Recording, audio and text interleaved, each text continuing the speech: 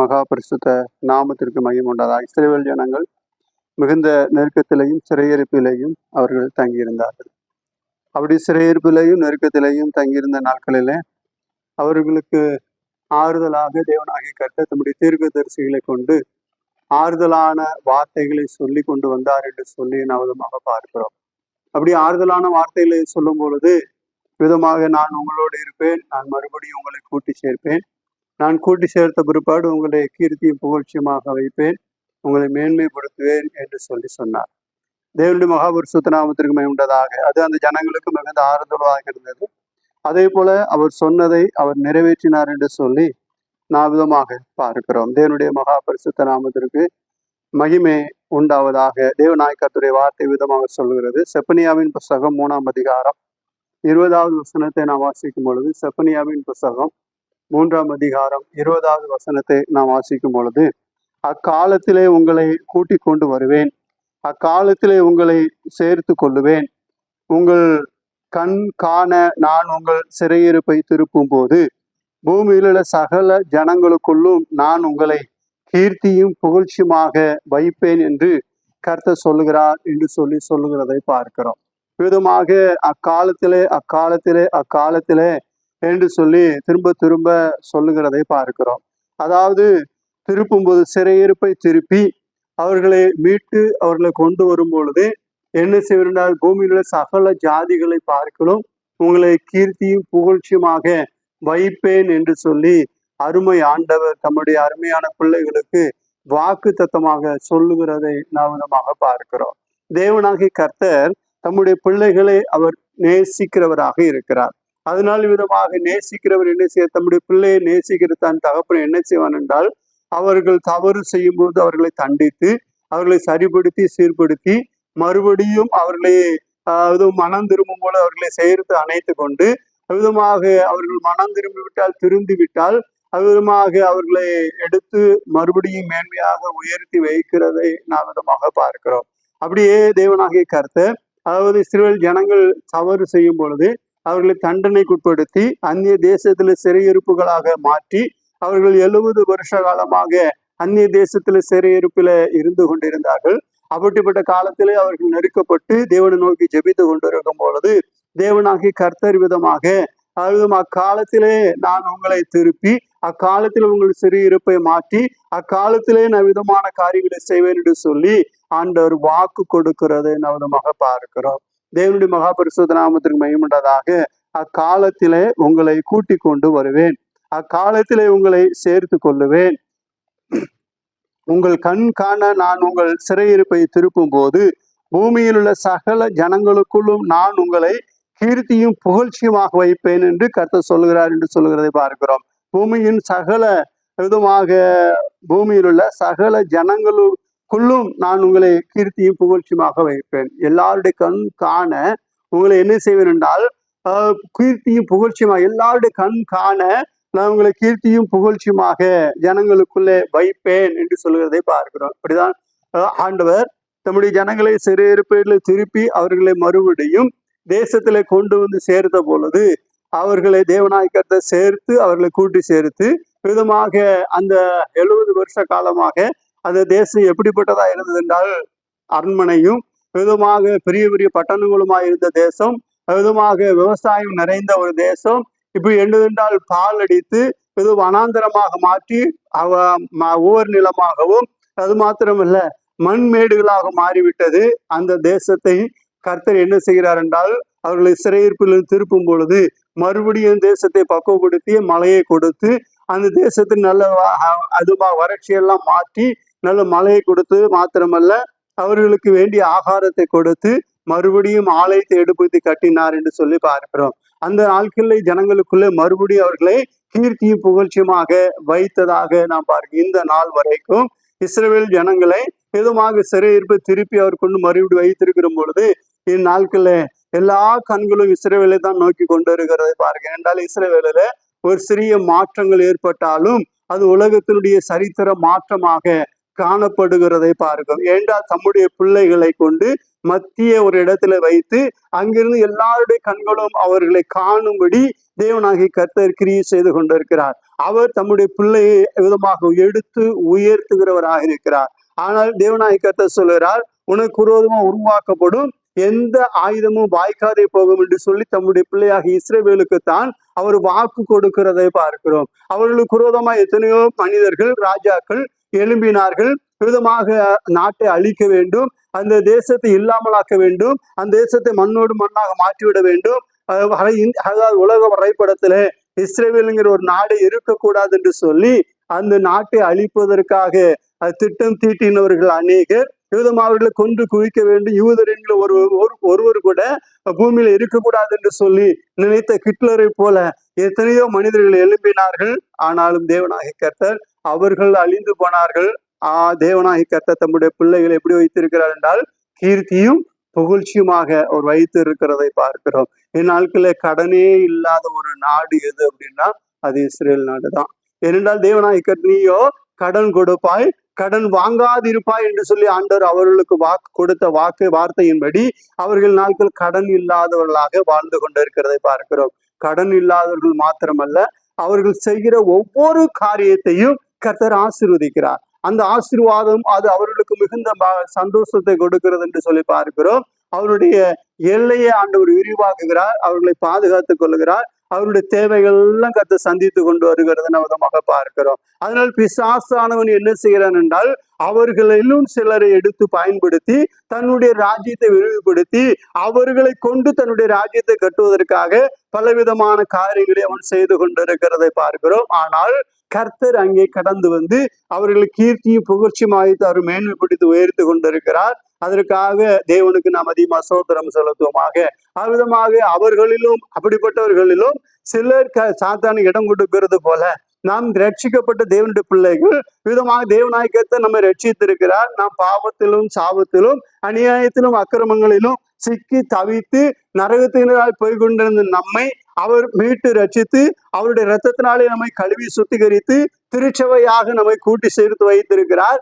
இப்பொழுது சேர்த்து வைக்கப்பட்டிருக்கிற நாம் விதமாக என்ன செய்ய வேண்டுமோ ஆண்டவருக்கு புகழ்ச்சியும் கீர்த்தியுமாக நடந்து கொள்ள வேண்டும். விதமாக ஆண்டவரை விட்டு பிசாசுக்கு இடம் கொடுத்து பிசாசுடைய விருப்பத்தை நிறைவேற்றுவர்களாக இருப்போமானால் விதமாக வேதம் சொல்லுகிறது, பூமியிலுள்ள சகல ஜனங்களுக்குள்ளும் உங்களுக்கு கீர்த்தியும் புகழ்ச்சியுமா வைப்பேன் என்று சொன்ன வேதவசனம் தான் மாத்தியும் சொல்லுகிறது. நீங்கள் விதமாக உபாகமத்தின் புஸ்தகம் 28ஆம் அதிகாரத்துல ஆசீர்வாதத்தை சொன்ன ஆண்டவர் விதமா நீங்கள் கர்த்தருடைய வார்த்தையை கீழ்ப்படியாமல் போவீர்கள் ஆனால் விதம் பூமியில சகல ஜனங்களிலும் சபிக்கப்பட்டு இருப்பீர்கள், பால் கடிக்கப்பட்டு இருப்பீர்கள், நீங்கள் செய்கிற எந்த காரியம் வாய்க்காதே போகும், உங்களுடைய வானம் வெண்கலமாகவும் பூமி இரும்பாகவும் இருக்கும் என்று சொல்லி ஆண்டவர் சொல்லுகிறதை பார்க்கிறோம். பிரியமான தேவனுடைய பிள்ளைகளே, நாம் கர்த்தருடைய சன்னிதானத்திலே கடந்து வந்திருக்கிறோம். நம்மை கீர்த்தியும் புகழ்ச்சியுமாக ஆண்டவர் மேன்மையாக வைக்க வேண்டுமானால் நாம் என்ன செய்ய வேண்டுமோ ஆண்டவருடைய வார்த்தையை கேட்டு ஆண்டவர் சொல்லுகிறதை நாம் செய்கிறவர்களாக இருக்க வேண்டும். விதமாக கர்த்தாவே சொல்லும் அடியேன் கேட்கிறேன் என்று சொன்னது போல கர்த்தர் சொல்லுவதை மாத்திரம் செய்கிற விதமாக கர்த்தருடைய பிள்ளைகளாக நாம் இருக்கும் பொழுது, ஆண்டோடைய வார்த்தையை கேட்டு அதனுடைய நடக்கிற பிள்ளைகளாக இருக்கும் பொழுது, ஆண்டவருக்கு விருப்பமானதை செய்கிற பிள்ளைகளாக நாம் இருக்கும் பொழுது ஆண்டவர் நம்மேல் மிகவும் அன்பு கூறுகிறார், அதிகமான பிரியம் வைக்கிறார். அதனால் என்ன செய்கிறார் என்றால் மற்ற ஜனங்களுக்குள்ளே நம்ம என்ன செய்கிறார், கீர்த்தியும் புகழ்ச்சியுமாக நம்மை அவர் எடுத்து ஆசீர்வதித்து உயர்த்தி கொண்டு வருவார் என்று சொல்லி வேதம் சொல்லுகிறதை பார்க்கும். பிரியமான தேவனுடைய பிள்ளைகள், இந்த வேதாமத்தில் அநேக இஸ்ரவேல் ஜனங்களுக்கு தான் எல்லா விதமான ஆசீர்வாதங்களும் கொடுக்கப்பட்டிருக்கிறது. அது நம்முடைய கரங்களிலே கொடுக்கப்பட்டிருக்கிறது என்றால் நாம் ஆவிக்குரிய இஸ்ரவேலராகி நமக்கும் அந்த ஆசீர்வாதம் அவிதமாக கிடைக்கும் என்று கர்த்தர் வாக்கு கொடுத்திருக்கிறதை பார்க்கிறோம். நாம் ஆசீர்வாதமாக இருக்க வேண்டும், கீர்த்தியாக புகழ்ச்சியாக எதுமா ஜனங்களுக்குள்ள பிரஸ்தாபமாக நாம் ஆசீர்வதிக்கப்பட்டவர்களாக கர்த்தருடைய பிள்ளைகளாக இருக்க வேண்டுமானால் கிறிஸ்துவை தரித்து கொண்டு கிறிஸ்துவுக்கு சாட்சிகளாக இருக்க வேண்டும். கிறிஸ்துக்கு ஒருபோதும் துரோகிகளாக மாறிவிடக் கூடாது என்று ஆண்டவருடைய வார்த்தை சொல்வதற்காக தெய்வத்திற்கு நாம் அதிகம் ஸ்தோத்திரம் செலுத்துவோமாக. இங்கே நாம் விதத்துல வாசிக்கும் பொழுது 16வது வசனத்திலே வாசிக்கிறோம். 16வது வசனத்தை அதிகாரம் 16வது வசனத்திலே ஆண்டவருடைய வார்த்தை இவ்விதமாக சொல்லுகிறதை பார்க்கிறோம். சப்பனியா 3:16 எருசலேமை பார்த்து அந்நாளிலே எருசலேமிலே பார்த்து பயப்படாதே என்றும் சீயோனை பார்த்து உன் கைகளை தளரவிடாதே என்றும் சொல்லப்படும். சீயோனை பார்த்து உன் கைகளை தளர விடாதே என்றும் சொல்லப்படும். பயப்படாதே என்றும் தளர விடாதே என்றும் சொல்லப்படும் என்று சொல்லுகிறது. நாளிலே எருசலேமை பார்த்து பயப்படாதே என்றும் சீயோனை பார்த்து உன் கைகளை தளர விடாதே என்றும் சொல்லப்படும் என்று சொல்லி ஆண்டவருடைய வார்த்தை சொல்லுகிறதை பார்க்க. அடுத்த வசனத்தை வாசிக்கும் பொழுது வாசிங்க. உன் தேவனாகிய கர்த்தர் உன் நடுவில் இருக்கிறார். ஏன் விதமாய் சொல்லப்படும் என்றால், உன் தேவனாகிய கர்த்தர் உன் நடுவில் இருக்கிறார், அவர் வல்லமை உள்ளவர், அவர் ரட்சிப்பார், அவர் உன் பேரில் சந்தோஷமாய் மகிழ்ந்து தம்முடைய அன்பின் நிமித்தம் அமர்ந்திருப்பார், அவர் உன் பேரில் கம்பீரமாய் களி கூறுவார் என்று சொல்லி வேதம் சொல்லுகிறதை பார்க்கிறோம். அப்படி ஆண்டவர் நம் பேரில் கம்பீரமாய் களி கூறுவதற்கு நாம் என்ன செய்ய வேண்டும்? ஆண்டவருடைய விருப்பத்தை நிறைவேற்றுவர்களாக இருக்க வேண்டும். ஆண்டவருக்கு மிகவும் பிரியமானவர்களாக இருக்க வேண்டும். தானியேலை பார்த்து ஆண்டவர் சொன்னார், தூதன் வந்து சொன்னார். என்ன சொன்னார் தெரியுமா? பிரியமானவனே, நீ விண்ணப்பம் செய்ய ஆரம்பித்த பொழுதே உனக்கு பதில் கிடைத்து விட்டது. நீ பிரியமானவன், நீ கர்த்தருக்கு பிரியமானவன், அதனால் உனக்கு பதில் கிடைத்து விட்டது என்று சொல்லி தானியேலை பார்த்து சொன்னதை பார்க்கிறோம். அப்படி என்றால் ஆண்டவருக்கு பிரியமாகவே நான் நடந்து கொள்ள வேண்டும். அப்படி ஆண்டவருக்கு பிரியமாக தானியேல் என்னத்தை செய்தார்? அந்நிய தேசத்திலே போயிருந்த பொழுது அந்நிய தேசத்தினுடைய போஜனத்தினால் தன்னை தீட்டுப்படுத்தல் ஆகாது என்று சொல்லி சமையல்காரிடத்துல போய் தயவாய் கேட்டுக்கொண்டார். அது மாத்திரமல்ல, அந்நிய தேவர்களுக்கு ஆராதனை செய்ய மாட்டேன் என்று சொல்லி அவர்கள் உறுதியாயிருந்தார்கள். சட்டம் போட்ட பொழுது தேவனை வணங்கக்கூடாது என்று சொல்லி சட்டம் போட்ட பொழுது அவர் தைரியமாக தேவனை வணங்கினார். அதனால் சிங்க கபியில கொண்டு போட்ட பொழுது சிங்கம் அவர் ஒன்றுமே செய்யவில்லை என்று சொல்லி பார்க்கிறோம். அப்போ எல்லாவற்றிலும் ஆண்டவருக்கு பிரியமான காரியங்களை அவர் செய்து கொண்டு வந்தார். சட்டம் போட்டு விட்டார்கள், ஊரோடு ஒத்துப்போ. அதனால என்ன செய்யறது? ஊர் சொல்றது, நாடு சொல்றது, தேசம் சொல்றதெல்லாம் கேட்கதான் செய்யணும். ஆண்டவரை வணங்கக்கூடாது அப்படின்னு சட்டம் போட்டாங்க. அதனால 30 நாள் தானே, 30 நாள் கழிச்சு ஆண்டவரே உங்களை வந்து வணங்குகிறேன், இந்த 30 நாள் வரைக்கும் இந்த ராஜா வணங்குகிறேன் என்று சொல்லவில்லை. 30 நாளா இருந்தாலும் சரி, 30 வருஷமா இருந்தாலும் சரி, 30 மாசமா இருந்தாலும் சரி, 30 நிமிஷமா இருந்தாலும் சரி, 30 செகண்டா இருந்தாலும் சரி, நான் என் தேவனை தவிர யாரையும் வணங்க மாட்டேன் என்பதிலே அவர் உறுதியாக இருந்தார். அவர் ஆண்டவருக்கு மகிமையை ஏறெடுப்பதில்லை, அவர் ஆண்டவருக்கு சாட்சியா இருப்பதில்லை, ஆண்டவருடைய நாமத்தை பிரஸ்தாபப்படுத்துவதில்லை அவர் மிகவும் உறுதியாக இருந்தார். உமக்கு பிரியமானது செய்ய எனக்கு போதித்தவர்களும் நீரே என் தேவன், உம்முடைய செம்மையான வழி என்னை நடத்தும் என்று சொன்ன தாவீதை போல ஆண்டவருக்கு பிரியமானது எது என்று சொல்லி பார்த்து அதுல நடந்து கொண்டார். அப்படி நடந்து கொண்டபடினால ஆண்டவர் தூதன் வந்து சொல்கிறார், பிரியமான புருஷனே என்று சொன்னீர்கள். நீ விண்ணப்பம் செய்ய ஆரம்பித்த பொழுதே கட்டளை வெளிப்பட்டது. அவர் பிரியமாக ஆண்டவருக்கு பிரியமா நடந்து கொண்டார். ஆபிரகாமை குறித்து நாம் வேதத்துல வாசிக்கிறோம். அவருக்கு பல விதமான டெஸ்டுகள், சோதனைகள் வைத்த பொழுது என் ஆபிரகாம் சிநேகிதன் என்று ஆண்டவர் சொன்னாலும் அவருக்கு ஏராளமான பரீட்சைகளை ஆண்டவர் வைத்தார். கடைசியாக மகனை பலியிட சொன்னார். அதிலே அவர் ஜெயித்து வந்த பொழுது ஆண்டவர் சொன்னார், இப்பொழுது அறிந்திருக்கிறேன், எப்பொழுது என்னுடைய சொல்லை கேட்கிறவன். ஆபிரகாம் தன்னுடைய பிள்ளைகளுக்கு அவர் கர்த்தருடைய வார்த்தையை அறிவிப்பான் என்று சொல்லி இப்போது நான் அறிந்திருக்கிறேன் என்று சொல்லி ஆண்டவர் ஆபிரகாமை குறித்து சாட்சி கொடுக்கிறதை பார்த்து. எப்போ சாட்சி கொடுத்தாரு தெரியுமா? பிள்ளைய பலி செலுத்த போய் அதுக்கு ஒருபாடு கர்த்தரை தடுத்து அதுக்கு ஒருபாடு ஒரு சாட்சி சொல்லுகிறார். இப்பொழுது நான் அறிந்திருக்கிறேன் என்று சொல்லி சொல்லுகிறதை பார்க்கிறோம். 22ஆம் அதிகாரம் 12வது வசனத்தை வாசிங்க. ஆதியாகமம். அப்பொழுது அவர், பிள்ளையாண்டவன் கையில் போடாதே, அவனுக்கு ஒன்றும் செய்யாதே, நீ அவனை உன் புத்திரன் என்றும் ஏகசுதன் என்றும் பாராமல் எனக்காக ஒப்புக்கொடுத்தபடியினால் நீ தேவனுக்கு பயப்படுகிறோம் என்று இப்பொழுது அறிந்து தேவனுக்கு பயப்படுகிறேன் என்று சொல்லி இப்பொழுது அறிந்திருக்கிறேன் என்று சொல்லி கர்த்தர் சொல்லுகிறார். தேவனுடைய மகாபரிசுத்த நாமத்திற்கு மகிமை உண்டாவதாக. அதனாலதான் என்ன சொல்லுகிறார், அது குறிப்பாக அவர் சொல்லும் பொழுது ஆபிரகாமுடைய சந்ததியை நான் ஆசீர்வதிப்பேன் என்று சொல்லி அவர் சொல்லுகிறார். 16 இருந்து ஆசிரியர். நீ உன் புத்திரன் என்றும் ம் உன் ஏகசுதன் என்றும் பாராமல் ம் அவனை ஒப்புக் கொடுத்து இந்த காரியத்தை செய்தபடியால் நான் உன்னை ஆசீர்வதிக்கவே ஆசீர்வதித்து உன் சந்ததியை வானத்து நட்சத்திரங்களைப் போலவும் கடற்கரை மணலைப் போலவும் பெருகவே பெருக பண்ணுவேன் என்றும் ம் உன் சந்ததியார் தங்கள் சத்துருக்களின் வாசல்களை சுதந்திரித்துக் கொள்வார்கள் என்றும் நீ என் சொல்லுக்கு கீழ்ப்படிந்தபடியினால் உன் சந்ததிக்குள் பூமியில் உள்ள சகல ஜாதிகளும் ஆசீர்வதிக்கப்படும் என்றும் என் பேரில் ஆணையிட்டேன் என்று கர்த்தர் சொல்கிறார். இந்த ஆபிரகாமுக்கு கொடுத்த ஆசீர்வாதம் எப்படிப்பட்டது தெரியுமா? பூமியில் உள்ள சகல ஜாதிகளிலும் உன்னை உன் சந்ததியை ஆசீர்வதிப்பேன் என்று மட்டும் சொல்லாமல், என் சத்தத்துக்கு நீ கீழ்ப்படிந்தபடினால் உன் சந்ததிக்குள் பூமியில் உள்ள சகல ஜாதிகளும் ஆசீர்வதிக்கப்படுவார். அப்ப அவருக்குள், அவருடைய சந்ததிக்குள் பூமியில் உள்ள சகல ஜாதிகளும் இயேசு கிறிஸ்துக்குள் என்னாளுக்கு எல்லா உலகத்தில் அத்தனை பேரும் ஆசீர்வதிக்கப்பட்டிருக்கிறோம். அத்தனை பேரும் ஆண்டவரை அறிந்திருக்கிறோம். தேவனுடைய மகாபரிசுத்த நாமத்திற்கு மகிமையுண்டாதாக. அந்த ஆபிரகாம் ஆண்டவருக்கு கீழ்ப்படிந்தபடினாலே கர்த்தர் அவரை ஆசீர்வதித்தார். அதனாலே ஆபிரகாமை கர்த்தர் போற வர எல்லா இடங்களிலும் தேவன் ஆசீர்வதித்தார்.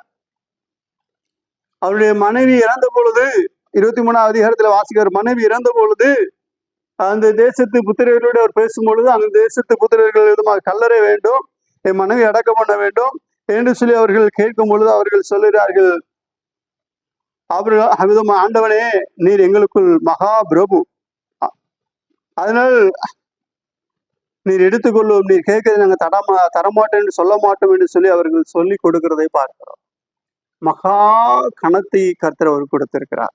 24ஆம் அதிகாரத்துல ஈசாக்கு பொண்ணு பார்க்க போன எலியேசர் ரபக்கால் வீட்டுல வந்து சொல்லும் பொழுது கர்த்தரின் ஆண்டவனே ஆசீர்வதிக்க மகா சீமானா இருக்கிறார் என்று சொல்லி, அப்படியோ மகா சீமானாக மகா பிரபுவாக கீர்த்தியும் புகழ்ச்சியுமாக காணப்பட்டது. காரணம் என்ன தெரியுமா? அவர் ஆண்டோடைய வார்த்தைக்கு முற்றிலும் கீழ்ப்படிந்தார். ஆண்டோடைய வார்த்தைக்கு முற்றிலும் அவருக்கு ஏகப்பட்ட சோதனைகளை கர்த்தர் வைத்தார். ஆபிரகாம் என் சிநேகிதன் என்றெல்லாம் கர்த்தர் சொன்னார். சோதோம் குமாரை அழிக்க போகும்போது கர்த்தர் சொன்னார், நான் நான் செய்ய போற காரியத்தை என் சிநேகிதன் ஆபிரகாமுக்கு நான் மறைப்பேனோ, அது அவன் சந்ததிக்கும் பிள்ளைகளுக்கும் வந்தா ஏதோ தலைமுறைகளுக்கும் போதிப்பானே என்றெல்லாம் சொன்னவர் தான் இப்பொழுது சோதனையும் வைத்தார். சோதனை வைத்து அந்த சோதனையை ஜெயித்துட்டார் என்று சொல்லி அறிந்த உடனே, இப்பொழுது அறிந்திருக்கிறேன் நீ கீழ்ப்படுகிறவன், ஆண்டோடைய வார்த்தைக்கு கீழ்ப்படுகிறவன் என்று சொல்லி இப்பொழுது நான் உன்னை குறித்து அறிந்திருக்கிறேன் என்று சொல்லி ஆண்டவர் சொல்லுகிறதை பார்க்கிறோம். ஒப்பு கொடுத்தபடினால் தேவனுக்கு பயப்படுகிறவன் என்று அறிந்திருக்கிறேன். தேவனுக்கு பயந்து, கர்த்தருக்கு பயந்து அவர் வழியில் நடக்கிற எவனோ அவன் பாக்கியவான் என்று சொல்லி வேதம் சொல்லுகிறதை பார்க்கிறோம். அப்போ ஆண்டவருக்கு பயப்படுகிற பயம் ஆபிரகாமுக்கு இருந்தது. மாத்திரமல்ல, ஆண்டோருடைய வார்த்தையை கீழ்ப்படிந்தார். ஆண்டவர் சொன்னதை கேட்டார், சொல்றதை மாத்திரம் செய்கிறவராக இருந்தார். அப்படி இருந்தபடினாலே தேவனாகி கர்த்தர் 25 வருஷமாக அவர் அலன்னு அழைச்சி கொண்டு போய் பலவிதமான காரியங்கள் எல்லாம் இது பண்ணாலும் அவர் குறிக்கப்பட்ட காலத்துக்குள் கடந்து வந்து அவரை ஆசீர்வித்து கீர்த்தியும் புகழ்ச்சியுமாக அவர் ஆசீர்வித்து மேன்மைப்படுத்தி உயர்த்தினார். மகாபிரபுவாக பெரிய ஐஸ்வர்யவனாக கர்த்தர் அவரை மாற்றினார் என்று சொல்லி நாங்கள் விதமாக வாசிக்கிறோம். வாசிங்க 24ஆம் அதிகாரம் 35ஆம் வசனம். கர்த்தரின் எஜமானி மிகவும் ஆசீர்வதித்திருக்கிறார், அவர் சீமானா இருக்கிறார் என்று சொல்லி சொல்லுகிறதை பார்க்கிறோம். அவர் கர்த்தர் அவரை மிகுந்த ஆசீர்வாதத்தை கொடுத்து அவர் சீமானா இருப்பதற்கு காரணம் என்ன தெரியுமா? அவர் ஆண்டவருக்கு பயந்து ஆண்டவருடைய வார்த்தையை கேட்டு கீழ்ப்படிந்திருந்தபடினாலே. அதனால அவருடைய சந்ததிக்குள் பூமியில சகல ஜாதிகளும் ஆசிரிக்கப்படும் என்று ஆண்டவர் வாக்கு கொடுத்தார். அப்படியே ஆசிரிக்கப்பட்டது. இன்னைக்கு இஸ்ரவேல் ஜனங்களை பார்த்து மற்றவர்களாம் அது சின்ன குட்டி நாடு, ரொம்ப குட்டி நாடு. இஞ்சி போனா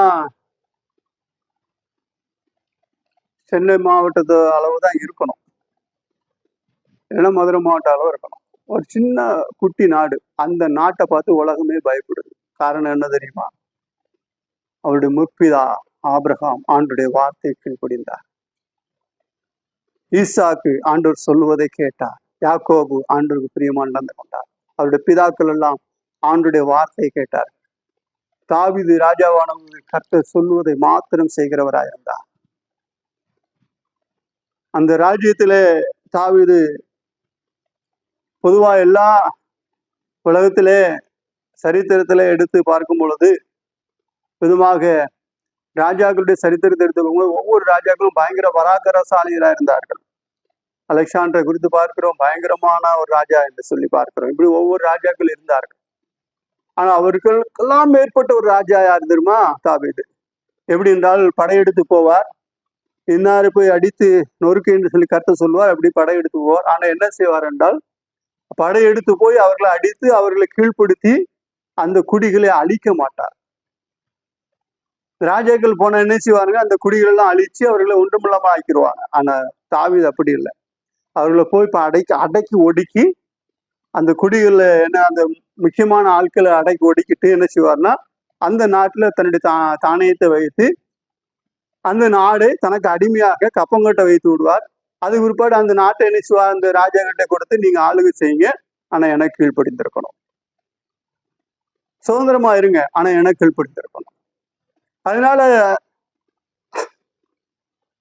விதமாக இஸ்ரவேலன் ஒருவர் சுற்றி இருக்கிற தாவீதுக்கு கீழ்ப்பட்ட நாடுகளுக்கு சுற்றி இருக்கிற நாடுகளுக்கெல்லாம் ஒரு இஸ்ரவேலன் போனால், நீங்க யாரு எங்கிருந்து வரீங்க? நான் இஸ்ரவேல். ஐயோ, இஸ்ரவேல் நாடா, தாவீது ராஜாவுடைய கீழே இருந்தா வரீங்க, ரொம்ப மரியாதை கொடுப்பார்கள்.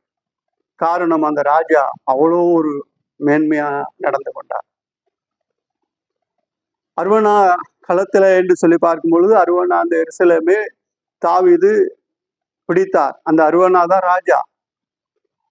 ஆனால் அவரை பிடித்த பிற்பாடு அவருடைய ராஜ்யத்தை எரித்து கொண்டாலும் அவர் சுயமாக அவருடைய காரியங்களை அவர் வைத்து விட்டார். அதனாலதான் அவர் ராஜ யோக்கியமாக அதெல்லாம் கொடுத்தார் என்று சொல்லி வேதத்திலே வாசிக்கிறோம். தேவனுடைய மகாபரிசுத்தராம் அப்படிப்பட்ட ஒரு மனுஷன் கர்த்தருக்கு கீழ்ப்படிந்தபடினாலே அவருடைய பேர் பிரஸ்தாபமானது கீர்த்தியும் புகழ்ச்சியமா இருந்த காரணம் கர்த்தருக்கு கீழ்ப்படிந்தார்கள். ஆண்டோடைய விருப்பத்தை நிறைவேற்றுவதிலே குறியா இருந்தார். சங்கீதத்திலே அவர் சொல்லுகிறார், 139வது சங்கீதத்துல அவர் விதமாக சொல்லுகிறதை நான் விதமாக பார்க்கிறோம். தேவனுடைய மகாபரிசுத்த நாமத்திற்கு மகிமை உண்டதாக. கடைசி 2 வசனத்தை வாசிங்க.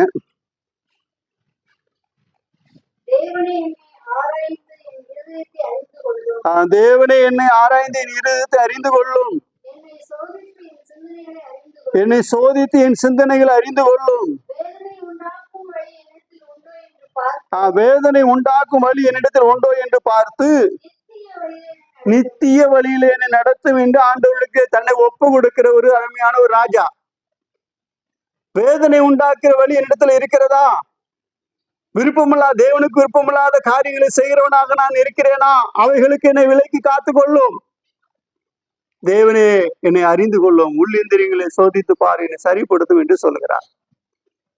51வது சங்கீதத்தில் அவர் சொல்லுவார், என்னை கழுவும், கழுவியர்களும் சுத்திகரியும், நான் சுத்தமாவேன், வெண்மையாவேன், உறைந்த மலையில் வெண்மையாவேன் என்று சொல்லி அவர் தன்னை தேவனுக்கு ஒப்பு கொடுக்கிறதை பார்க்கிறோம். பிரியமான தேவனுடைய பிள்ளைகளே, அந்த மனிதர்கள் யாரும் ஆண்டுடைய விருப்பத்தை நிறைவேற்றுவதிலேயே குறியா இருந்தார். அதனால் தேவனாக கர்த்தர் அந்த சந்ததியை கீர்த்தியும் புகழ்ச்சியுமாக வைத்திருக்கிறார். நாமும் தேவனால் ஆசீர்வதிக்கப்பட்டு கீர்த்தியும் புகழ்ச்சியுமா இருக்க வேண்டும், ஆண்டு விருப்பத்தை நிறைவேற்றுவர்களாக இருக்க வேண்டும் என்று சொல்லி ஆண்டுடைய வார்த்தை சொல்லுகிறது. அதனால் நாம் ஆண்டவருக்கு பிரியமாக நடந்து ஆண்டுடைய விருப்பத்தை செய்ய வேண்டும் என்று சொல்லி பரிசுத்த ஆவியானவர் சொல்லுகிறதை பார்க்கிறோம். செப்பனியா புஸ்தகத்துல விதமாக அந்த வார்த்தை சொல்லுகிறது, நான் உங்களை கீர்த்தியும் புகழ்ச்சியுமாக வைப்பேன் என்று சொல்லி ஆண்டவருடைய வார்த்தை சொல்வதற்காக தெய்வத்திற்கு நாம் அதிகமாக ஸ்தோத்திரம் செலுத்துவோமாக. விதமாக அது மாத்திரமல்ல, 18வது வசனத்தில் வாசிக்கும் பொழுது, உன் சபையின் மனுஷராயிருந்து பண்டிகை ஆசரிப்பில்லாமல் உண்டான் நிந்தை நிமித்தம் சஞ்சலப்பட்டவைகளை நான் ஏகமாய் கூட்டிக் கொள்வேன். இதோ அக்காலத்திலே உன்னை சிறுமைப்படுத்தின யாவரையும் கண்டிப்பேன். நொண்டியானவனையும் ரட்சித்து தள்ளுண்டவனையும் சேர்த்து கொள்வேன். அவர்கள் வெட்கம் அனுபவிக்கத்தக்க சகல தேசங்களிலும் அவர்களுக்கு புகழ்ச்சியும் கீர்த்தியும் உண்டாக செய்வேன் என்று சொல்வதை பார்க்கிறோம். இஸ்ரேல் ஜனங்கள் கிபி 70 குறிப்பாடு சிதறிக்கப்பட்டார்கள். 48 தான் நாடாக உருவானார்கள். அதுவரைக்கும் அவர்கள் சிதறடிக்கப்பட்ட பொழுது பூமி எங்கும் அநேக நாடுகளில் அவர்களுக்கு மரியாதை கிடையாது. அவர்கள் எந்த மரியாதையும் கிடையாது. அவர்களை பார்த்தால் சிலர் எள்ளி நகையாடுவார்கள். அவர்களை அடிமையாக வைத்திருந்தார்கள். ஒருத்தன் கழுத மேலே குதிரை மேலே ஒருத்தன் போறான்னா, ஒரு யூதம் போறான்னா உடனே அவன் இறங்கி கீழே நிற்கணும், இல்லைன்னா அடிப்பாங்க. அப்படி மிகவும் கேவலமான நடத்தின காலங்கள் உண்டு. இந்தியா போன்ற நாடுகளில் வந்த பொழுது இங்குள்ள அரசர்கள் அவர்களுக்கு தகுந்த மரியாதை கொடுத்து, கேரளா போன்ற நாடுகளில் அவர்களுக்கு மாநிலத்தில் தகுந்த மரியாதை கொடுத்து அவர்களுக்கு வியாபாரம் செய்ய வைத்தார்கள். ஒருவர் சொன்னார், கேரளா எவ்வளவு ஆசீர்வாதமா இருக்கு, காரணம் என்ன தெரியுமா? அப்போ நாங்கள் கேட்டோம், தோமா முதல்ல அப்படியே கேரளா வந்து தானே வந்தாரு, அதனால ஆசீர்வாதமா இருக்குதுன்னு கேட்டோம். அப்போ உடனே அவர் சொன்னாரு, தோமா மறிச்சது தமிழ்நாட்டுல தானே, ஏன் அங்க அவ்வளோ ஆசீர்வாதமா இல்லை என்று கேட்டார். என்ன என்று சொல்லி கேட்ட பொழுது, இஸ்ரேல் ஜனங்கள் உலகமும் சிதறடிக்கப்பட்டு இந்தியாவுக்குள்ளே கேரளாவுக்குள்ள வந்த பொழுது கேரளா ராஜா அவர்களுக்கு சுதந்திரம் கொடுத்து அவர்களை வியாபாரம் செய்ய வைத்து அவர்களுக்கு நன்றாக பராமரித்தானாம். அந்த ஆசீர்வாதம் இந்த மாநிலத்தின் மேல் இருக்கிறது என்று சொன்னார். தேவனுடைய மகாபரிசுத்த நாமத்திற்கு மகிமை உண்டாதாக. தமிழ்நாட்டுல தோமா வந்த போலதே விரட்டி அடிச்சு கொண்டாங்க. அப்புறம் எங்க ஆசீர்வாதம் வரும்? அருமையான தேவனுடைய பிள்ளைகளே, நாம் தேவ சன்னிதானத்திலே கடந்து வந்திருக்கிறோம். அக்காலத்திலே உங்களை கூட்டிக் கொண்டு வருவேன். அக்காலத்திலே உங்களை சேர்த்து கொள்ளுவேன். உங்கள் கண்கள் காண நான் உங்கள் சிறையிருப்பை திருப்பும் போது பூமியிலுள்ள சகல ஜனங்களுக்குள்ளும் நான் உங்களை கீர்த்தியும் புகழ்ச்சியுமாக வைப்பேன் என்று கர்த்தர் சொல்கிறேன்னு சொல்லியிருக்கிறபடி, கர்த்தர் இந்த நாளிலே இஸ்ரவேல் ஜனங்களை ஆசீர்வதிப்பது போல நம்மையும் ஆசீர்வதிக்க வேண்டுமானால் நாம் ஆண்டவருக்கு பிரியமாக, கர்த்தருக்கு பிரியமாக நம்முடைய ரட்சிப்பை நாம் காத்துக்கொண்டு பரிசுத்தமாக வாழ வேண்டும் என்று சொல்லி ஆண்டவர் விரும்புகிறபடினாலே தேவன் நம்மையும் உயர்த்த நாம் அதற்கு தகுதியாயிருப்போம். கர்த்ததாம் இந்த வார்த்தைகளையும் ஆசீர்வதிப்பாராக. ஆம். மறுபடியும் கர்த்தரை சோதரிப்போம். கேட்ட வார்த்தையின் மனதில் ஒரு ஜெபிக்கிறோம். சோதரம் ஆண்டவரே, சோதரம்.